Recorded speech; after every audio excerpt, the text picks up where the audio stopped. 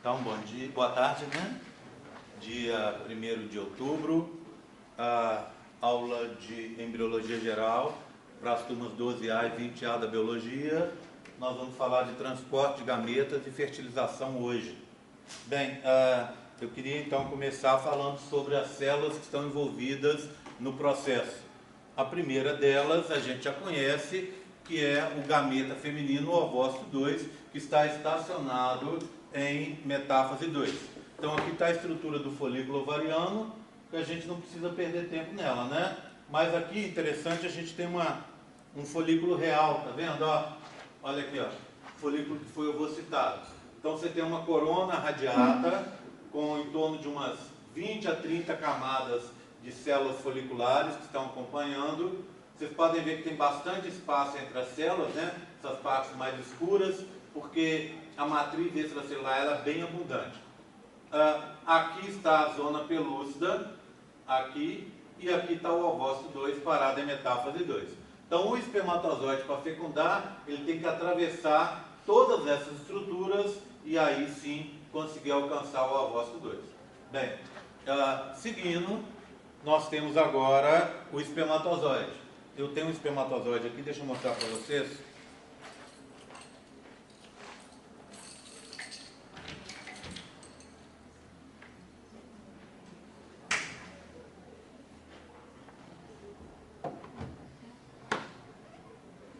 Então esse é o espermatozoide, né, o gameta masculino.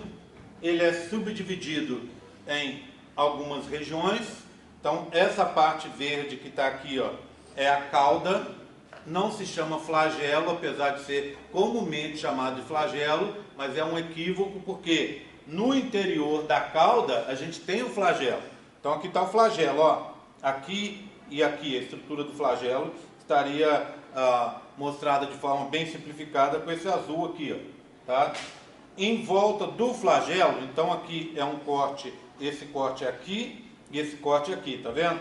Então em volta do flagelo a gente tem a membrana plasmática que está aqui em verde e nós temos uma série de proteínas aqui, ó, os corpos densos que a gente chama, tá? Então essas estruturas com o flagelo, esse conjunto forma o que a gente chama de cauda. Então o espermatozoide tem cauda e no interior da cauda um flagelo. Só um esclarecimento. Vocês podem estar pensando aí, então quer dizer que eu não devo chamar nunca de flagelo quando eu estiver falando, por exemplo, de uma bactéria. Não, bactéria tem flagelo. Flagelo, ela só tem essa estrutura solta, tá? Que vai bater lá no meio líquido onde ela está, para ela se movimentar. Agora, isso aqui é uma estrutura muito mais complexa, que tem proteínas, tem membrana envolvendo esse conjunto. Então, está aqui. 90% do comprimento do espermatozoide é essa região da cauda. Depois nós temos aqui em azul claro, uma região chamada compartimento intermediário. Nesse compartimento intermediário, eu tenho um monte de mitocôndrias, tá? Essas mitocôndrias vão servir para dar energia para o batimento flagelar, ou seja, para o batimento da cauda. E aqui à frente a gente tem a cabeça do espermatozoide. Na cabeça do espermatozoide eu tenho as poucas organelas que ele tem, tá? E tem um núcleo bem condensado que a gente chama de núcleo picnótico. Deixa eu ver se eu consigo retirar aqui então. Então estou retirando, ó, tirando isso aqui de dentro, tá? Vamos ver se eu consigo. Alguém tem uma tampinha de caneta aí? Ou uma caneta inteira aqui, só para eu... Aqui. Deixa eu ver se eu consigo puxá-lo de lá. Só um segundinho, gente.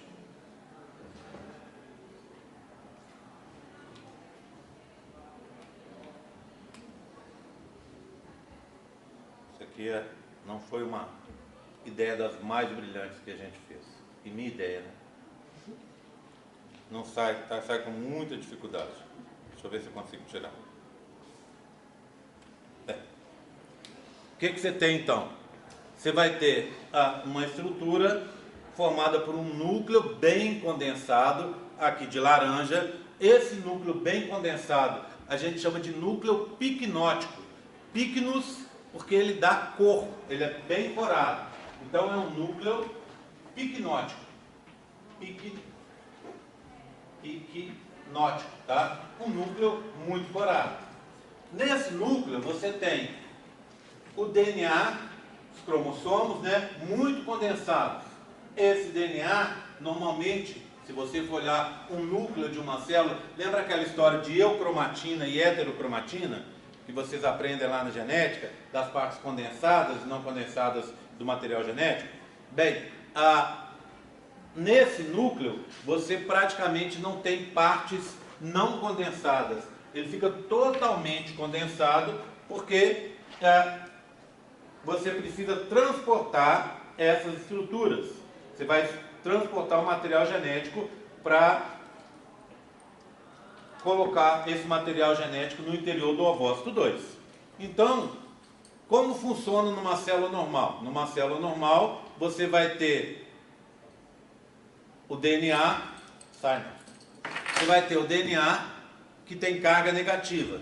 E esse DNA, a carga negativa dele é inativada por umas proteínas que a gente chama de estonas. Então, a estona tem carga positiva. Elas ficam agrupadas em grupos de 8. Então, são octâmeros de estonas, tá? Octâmeros de estonas, que se unem ao DNA que tem carga negativa, conseguindo assim neutralizar a carga do DNA. Bem, isso para uma célula normal. O espermatozoide isso não serve. Por quê? Porque as estonas compactam o DNA, mas não de forma suficiente para que o DNA possa ficar condensado realmente no interior da cabeça do espermatozoide. Então, por isso, essas estonas são substituídas por proteínas menores, que a gente chama de protaminas, tá? Essas protaminas, elas também têm carga positiva, mas como elas são menores, elas conseguem colocar o DNA mais próximo. O que você tem de prejuízo com isso? O prejuízo com isso é que, como o DNA fica muito próximo, você não consegue fazer a leitura do DNA com as protaminas. Mas, se você pensar que na realidade o espermatozoide é apenas um veículo de transporte, então não vai ter tanto problema assim. Concorda comigo? Tá? Então, no núcleo você tem um DNA muito condensado. Então, o que eu tenho aqui, ó, é uma estrutura laranja, tá? E aqui, ó, em volta dela, eu tenho uma estrutura vermelha. Essa estrutura vermelha está aqui, ó, é o acrossomo ou capuz acrossômico. O que seria esse acrossomo? Ele é um lisossomo gigante. Na realidade, ele é a união de centenas de lisossomos. Lisossomo é aquela organela que vocês conhecem, que tem enzimas digestivas. Então, você vai unindo os lisossomos aqui e dezenas, centenas de lisossomos à frente do núcleo, formando o que a gente chama capuz acrossômico ou acrossomo, tá? Ele vai ser importante durante o processo de fecundação. E aqui atrás, ó, lembra da história do centrossomo? Você tem um centrossomo aqui, ó. Só que esse centrossomo, que é um par de centríolos, lembra que a gente falou sobre ele quando a gente conversou sobre formação das fibras do fuso mitótico? Lá quando foi falar de meiose, lembra disso? Eu falei de centrossomo. Só que aqui, esse centrossomo, que é um centrossomo mesmo, recebe um outro nome, tá? A gente chama de corpo ou corpúsculo basal. Corpo basal. Para que ele serve? Para formar o flagelo que vai sair daqui. Então, ele forma o flagelo e o flagelo vai se estender daqui, da base aqui, ó, para frente, tá? Então, ele vai se estender para cá. O flagelo vai crescer por dentro, esse flagelo que vocês estão vendo aqui. Tudo bem? Então, é basicamente isso aqui que você tem na cabeça do espermatozoide. Ele é bem pequeno. Para vocês terem uma ideia o quanto que é pequeno o espermatozoide, ele ocupa um volume aproximado de um núcleo celular. Lembra que quando eu falei do núcleo celular, eu contei para vocês que ele era pequeno, ele tinha em torno de 10% do volume da célula? Lembra da história que eu contei para vocês de restabelecimento do volume do núcleo e do citoplasma e tal, que ele que controlava a célula entrar na fase G ou não? Lembra disso, né? Bem, então o que acontece? O núcleo ele é 10% só, e um espermatozoide é um volume equivalente ao volume do núcleo. Então ele é 10% do tamanho de uma célula normal. Por isso que a gente diz que o espermatozoide é um veículo de transporte. Tá? Ele serve só para transportar o material genético masculino lá para a ampola onde vai acontecer a fecundação. Tudo bem? Tranquilo? Tá? Então esse é o gameta masculino que eu queria apresentar para vocês. Tá? Eu vou passar o modelo aqui, não tenta tirar não, depois eu prometo que eu vou tirar com carinho, que vou arrumar um jeito para tirar, tá? Passa aí para vocês verem. Bem, então, tudo bem aqui? Agora, eu queria falar do transporte de gametas propriamente dito. Esse transporte, quando a gente pensa no transporte, a gente pode pensar de uma forma mais ampla. Dizer para vocês assim, ó, que os espermatozoides, eles vão ser transportados desde o seu local de formação até a ampola. Então, se a gente for pegar o local de formação de espermatozoide até chegar na ampola, considerando que eles vão ficar 3 meses parados no epidídimo, tá? A gente teria o seguinte quadro. O espermatozoide é formado no túbulo seminífero. Do túbulo seminífero ele vai para o túbulo reto, lembra? Reto. Do túbulo reto para a rede testicular. Da rede testicular... Só um segundo. Cadê? Aqui. Pronto. Então, o espermatozoide é produzido no túbulo seminífero. Do túbulo seminífero vai para o túbulo reto. Do túbulo reto para a rede testicular. Da rede testicular, os ductos eferentes. Dos ductos eferentes, ele vai vir os tubos do epidídimo, os ductos do epidídimo. Vai ficar 3 meses aqui. Quando você for ejacular, eles saem da cauda do epidídimo, os espermatozoides saem daqui, sobe pelo deferente, pelos ductos deferentes, fazem uma volta por trás da bexiga, se encontram com a próstata. Lá na próstata, dentro da próstata, os ductos deferentes vão se encontrar com os ductos das vesículas seminais, tá? Formando o ducto ejaculatório, o verdinho que está aqui. O ejaculatório já deságua imediatamente na uretra. Ele passa por dentro do pênis, sai na cabeça do pênis, no fundo da vagina. Ao cair no fundo da vagina,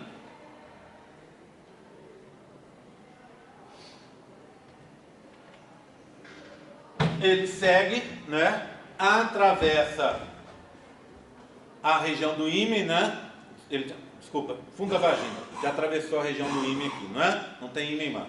Fundo da vagina está aqui. Ele atravessa a região do colo do útero, não é isso?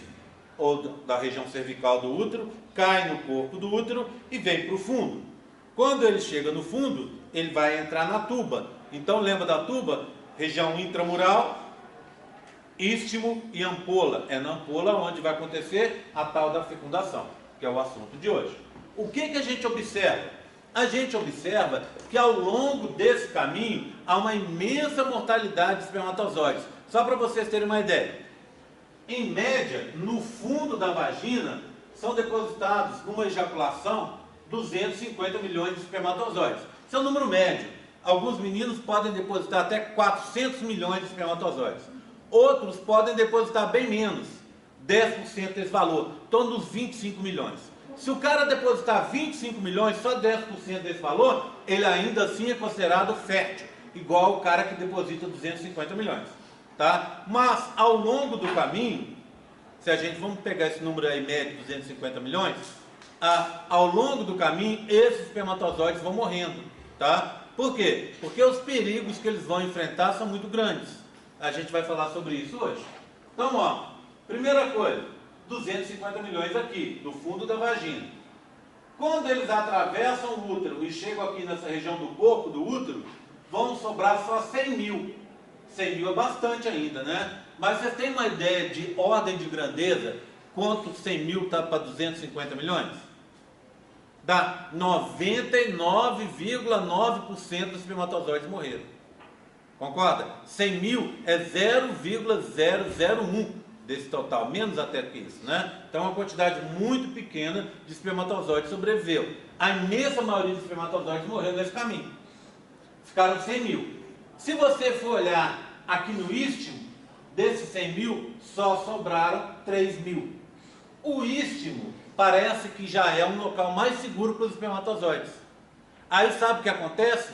Esses espermatozoides começam a se ligar com a membrana aqui da tuba do útero, aqui no istmo, e começam a ser liberados aos poucos, em grupos de 50, em grupos de 100, em média, e aí eles vão alcançando a ampola.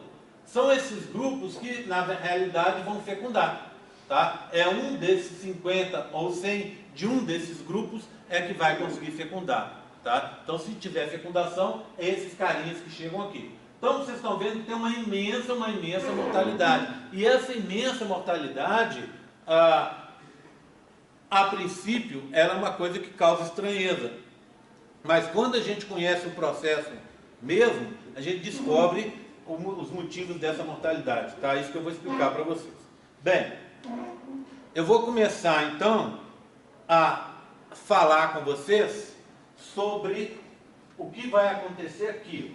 Aliás, eu vou começar antes, tá? Eu estava devendo falar uma coisa para vocês que é sobre a ereção peniana, tá? Por quê? Para que você deposite espermatozoides no fundo da vagina, seu pênis tem que estar ereto. O pênis do menino tem que estar ereto, senão ele não tem penetração, tá? Para esse pênis ficar ereto, acontecem umas modificações. Então, deixa eu mostrar para vocês aqui os dois modelos de pênis. O que eu tenho aqui? Eu tenho o pênis em corte, tá? Então, lembra, é como você pegasse aquele pênis que eu mostrei para vocês, aqui, ó, e fizesse um corte nele, igual esse aqui que vocês estão vendo, tá? Aqui e aqui, ó. Então, aqui é o pênis, esse corte que está aqui, ó, é o pênis antes, nessa região aqui, tá vendo, ó, tá? Que a gente chama de fossa navicular, onde a uretra é maior, e aqui embaixo, ó, tá? Onde a uretra é menor. O que você tem? Dois corpos, não é isso? Em cima são os corpos cavernosos, que estão aqui de vermelho. E você tem o corpo esponjoso, o corpo cavernoso da uretra, lá embaixo. Ele não vai se encher de sangue, tá? Bem, então agora eu quero mostrar um corte do pênis para a gente ver. O pênis, quando não está ereto, ele está assim, ó. Vê bem. Você tem, aqui você teria o corpo esponjoso, com a uretra no seu interior, e os dois corpos cavernosos aqui. Em volta do pênis, protegendo o pênis aqui pelo lado de fora, você tem o tecido, né? Você tem pele, e embaixo você tem uma cápsula de colágeno muito forte para proteger o interior do pênis, tá? Então você teria uma cápsula aqui, ó, do lado de fora. E abaixo dessa cápsula para dentro, você tem os vasos condutores, tá vendo? Vasos que vão levar sangue para o pênis. Então você tem as artérias aqui e as veias aqui, tá vendo? As artérias de vermelho e as veias de azul. O que acontece? Aqui, se você for olhar os dois corpos cavernosos do pênis, eles têm uma série de espaços. Esses espaços aqui estão indicados de vermelho. Estão indicados de vermelho porque eles se enchem de sangue, tá? Quando é necessário. A ereção do pênis é basicamente a chegada de sangue nesses corpos cavernosos. Então, olha aqui agora o pênis ereto. Mesmas estruturas, tá? Olha, você tem os corpos cavernosos agora cheios de sangue. Então, aquelas caverninhas deles, aqueles espaços, ficaram muito maiores, porque eles foram confluindo um com o outro, foram ficando maiores porque foram se enchendo de sangue. Então, ó, tá aqui. O que você observa durante a ereção peniana? Como é que ela funciona? Para a gente descobrir isso, tem um segredo. Olha aqui, ó. Repara numa coisa. As artérias estão aqui, ó, em vermelho, e as veias estão aqui. Então, se você olhar, comparar um com o outro, você vai ver que esse aqui, ó, as veias que estão levando o sangue, tirando o sangue do pênis e levando para fora, elas estão muito com diâmetro menor, bem menor que aquelas outras. Então aqui, ó, aquelas que eu acabei de mostrar. Então o que acontece? Como ela fica com diâmetro menor, o sangue vai ter dificuldade para sair do pênis. Como isso acontece? Por que ela fica com diâmetro menor? Lembra da cápsula em volta? Então o sangue entra lá. Aí o que vai acontecer? Existe, claro, que toda uma conversa de proteínas, de enzimas envolvidas aí, que eu não quero conversar com vocês. Só quero falar sobre a mecânica do processo, que dá para entender do mesmo jeito, sem a gente entrar em biologia molecular, tudo bem? Tá? Bem, então como é que funciona? Imagina, você tem uma cápsula aqui. Aí o pênis foi enchendo de sangue, enchendo. O que aconteceu? As veias que vão tirar o sangue do pênis, porque a artéria está entrando reta aqui por cima. Então ela funciona normalmente. Mas a veia que tem esse formato aqui, conforme vocês estão vendo aqui, ó, olha, tem esse formato aqui, ela vai ficar comprimida por essa cápsula. Resultado, o sangue vai entrar na mesma velocidade para o pênis, mas vai ter uma dificuldade para sair do pênis. E aí vai acumulando sangue no interior do pênis, tá? Então o que acontece? No momento em que o seu pênis está ficando ereto, mais sangue entra do que sai. Depois você consegue um equilíbrio durante a ereção, ou seja, a quantidade que está entrando é equivalente à quantidade que sai. Lembra, já entrou muito, então vai entrar, mas vai entrar menos, né? Aí para sair, vai sair menos, só pode entrar quando aquele sangue que já encheu o pênis inteiro conseguir sair. Então, durante a ereção, durante a ereção em si, não a ocorrência da ereção, ou seja, quando o pênis ficou ereto, a quantidade de sangue que entra é igual à quantidade de sangue que sai. Tudo bem? É assim que vai fazer. Então, sai mais sangue do que entra mais sangue do que sai no começo, depois fica igual, e quando o pênis vai ficar flácido, acontece o inverso. Sai mais sangue do que entra. E aí ele fica flácido, tudo bem? Então o processo é simplesmente mecânico. Por quê? É também mecânico, né? Não é simplesmente mecânico não, mas é também mecânico. Então o que acontece? Olha, essa parte fica presa contra aquela cápsula. E ao ficar presa, o sangue tem dificuldade para sair. Para entrar, você tem um tecido que está aqui, ó, ele consegue entrar sem nenhum problema. Mas o problema é para sair, então ele fica preso. E aí o que acontece? O pênis vai ficar ereto. Como é que funciona o Viagra e o Cialis, né? O que são eles? Drogas para manter a ereção. Então, como é que o cara tem um problema de manter a ereção? Ele não tem problema de criar a ereção. Então, por exemplo, ele vê uma menina, ele tem um estímulo, ele está num ato sexual, aí de repente ele tem ereção. Tá? Ele tem ereção, mas o problema dele é não consegue manter a ereção. A ereção dele é curta, tá? Ou então nem chega ao final. Ele começa a ter ereção e não consegue terminar. Não consegue ter ereção tempo suficiente para ejacular. Ou o contrário, tem essa ereção e ejacula muito rapidamente, uma ejaculação precoce, vamos dizer assim, e aí logo o pênis fica flácido de novo. Isso é extremamente complicado. Bem, a história começou lá pela década, acho que foi 90, 92, um laboratório que é o mais importante do mundo, que é a Pfizer, um dos maiores do mundo, eles estavam estudando uns medicamentos que funcionavam circulatórios. O que esse medicamento fazia? Ele fazia contração dos vasos para ajudar pessoas que tinham problema de ter uma contração muito fraca que acabasse atrapalhando essa circulação sanguínea. Então, as pessoas começaram, quando entrou na última fase de testes, eles começaram a testar com pacientes e alguns pacientes começaram a reportar a ocorrência de ereções. O que aconteceu? Os caras não são bobos nem nada, não existia nenhum medicamento que fosse capaz de causar uma ereção, então eles investiram no efeito colateral. Nessa fase final, o que os laboratórios testam? Eles pegam várias partidas, várias amostras do medicamento e testam em voluntários, humanos. E o que eles escolhem?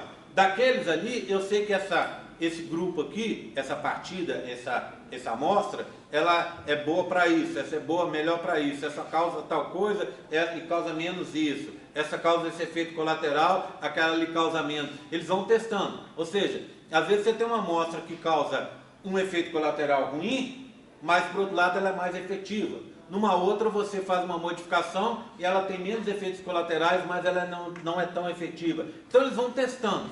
E ao testarem, descobriram que esse medicamento causava ereção.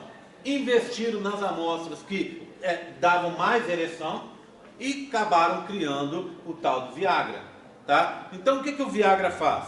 Como eu disse a vocês, ele não causa ereção, mas ele segura a ereção por um tempo maior, justamente por dificultar a saída do sangue do pênis. Então o sangue fica lá por mais tempo, fazendo aquela troca, a quantidade que entra, a quantidade que sai, quantidade que entra, a quantidade que sai. E aí o cara, ao invés de ter uma ereção de 2, 3, 5 minutinhos, ele passa a conseguir ereção até de 1 hora, 2 horas. E acaba tendo o quê? Uma relação sexual mais do que satisfatória. Tá? Agora, o que tem que estar claro para vocês é o seguinte: o cara tem um problema fisiológico ou psicológico, ele não consegue ter ereção. O Viagra não adianta de nada. Não adianta você tomar Viagra e Cialis e falar assim, agora eu vou resolver meu problema. Se você tem um bloqueio fisiológico para ter essa ereção, ou um bloqueio psicológico, você não vai conseguir ter ereção. E aí o Viagra não vai servir de nada.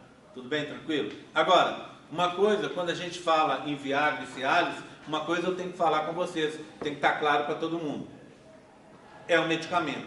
E como todo medicamento tem efeito colateral. Não é para sair tomando por aí. Quem toma Viagra e Cialis é quem precisa disso e que vai atrás do medicamento porque tem um problema e o médico vai receitar. Tá? Por que você não pode tomar? Por várias coisas. Uma das coisas é isso que eu contei para vocês. Ele faz uma vasoconstrição. Imagina que você tem um vaso que já está praticamente tampado por uma placa de ateroma de colesterol. Praticamente tampado. Tchau. Aí o que acontece? Na hora que você tomou o Viagra, que ele vai contrair os vasos para sair do pênis, mas contrai os outros vasos também. Ele vai contrair mais aquilo ali. Você pode ter um ataque cardíaco por causa disso. Tá? Ou um AVC, ou um outro problema assim. Tá? E outra coisa, o Viagra, em raros casos, mas acontece, tá? Ele vai causar o que chama priapismo. O que é priapismo?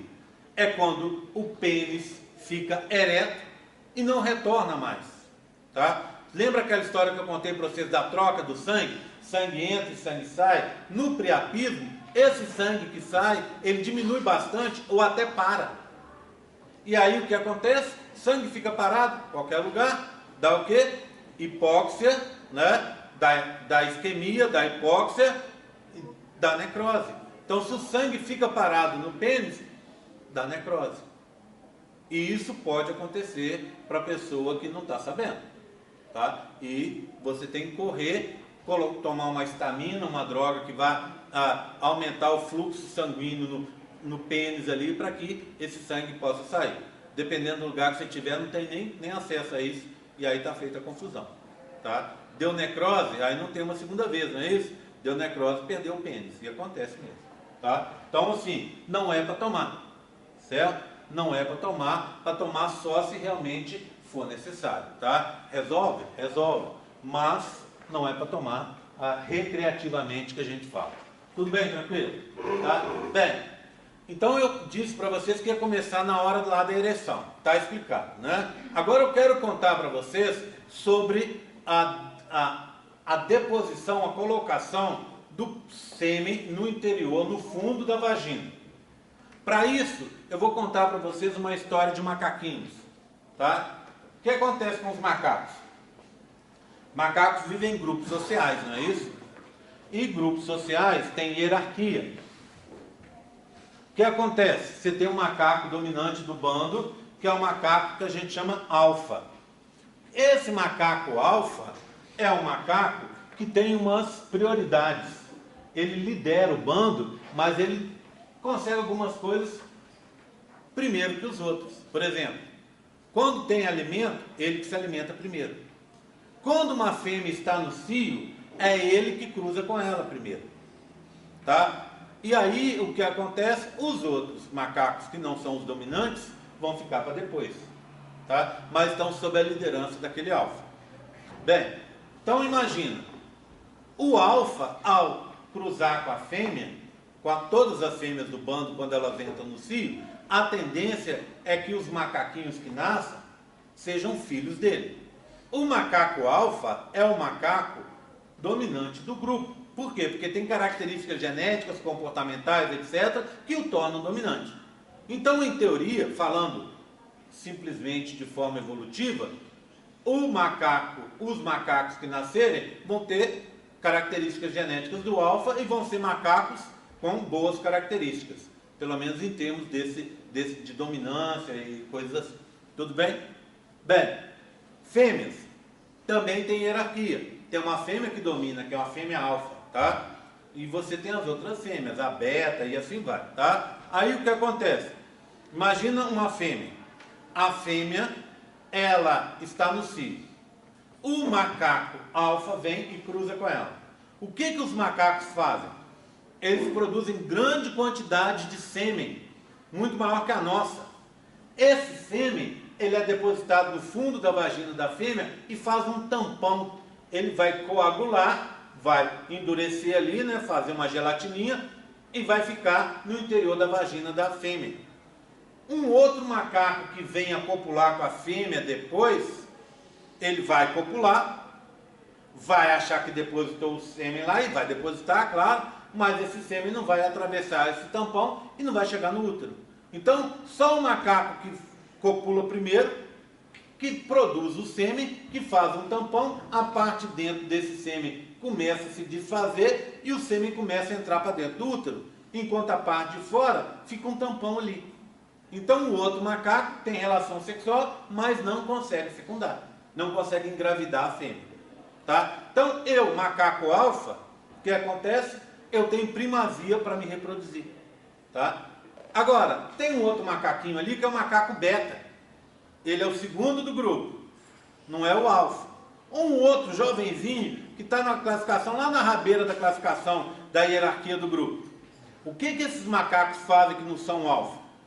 Eles ajudam as fêmeas, tá? Como assim? Ele está sempre perto das fêmeas, ajuda às vezes a carregar um filhote, ajuda a pegar comida, fica por ali. É o macaco Ricardão. O que esse macaco Ricardão faz? No momento em que a fêmea está no cio, ela começa a dar sinais. Às vezes o alfa está lá longe e ela começou a dar sinais aqui. O que esse macaco Ricardão faz? Copula com ela antes do alfa. E aí ele que colocou o sêmen lá. Às vezes não deu. Quem copulou foi o alfa. Mas ele copula depois e pensa também para os meus sêmen lá. Quando nasce um macaquinho, ele olha e fala assim: esse alfa é muito ruim de serviço. Olha lá, aquele macaquinho é minha cara, é meu filho. Vou cuidar dele, porque ele é meu filho. Tá? Imagina. Então passa isso na cabeça do macaco. Tá? Ele não sabe dessa história do tampão. Então, o que ele faz? Ele copula também. Se ele copular em primeiro lugar, por isso ele tem aquelas estratégias, o filho vai ser dele. Se ele copular depois do alfa, o filho vai ser do alfa. Mas, num caso ou no outro, ele não vai saber. Ele sabe que, por ele estar mais próximo da fêmea, na hora que ela entrar no cio, ele copula primeiro. Tá? Mas pode acontecer do alfa chegar primeiro. Agora vamos pensar na macaquinha, na fêmea. O que acontece com ela? Ela vai ter relação sexual com todo mundo.